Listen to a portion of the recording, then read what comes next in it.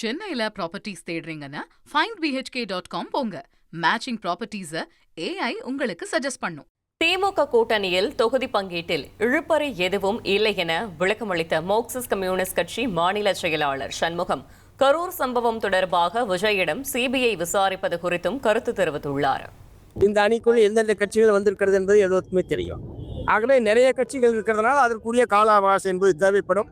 அநேகமாக அடுத்த 2-3 நாட்களில் பேச்சுவார்த்தை முழுமையாக நிறைவேறும். நெரிசல் மரணத்தை பொறுத்தவரை மத்திய புலனாய்வுத்துறை விசாரணை வேண்டும் என்று கேட்டது விஜய் அவர்களை தவிர நாங்கள் கிடையாது.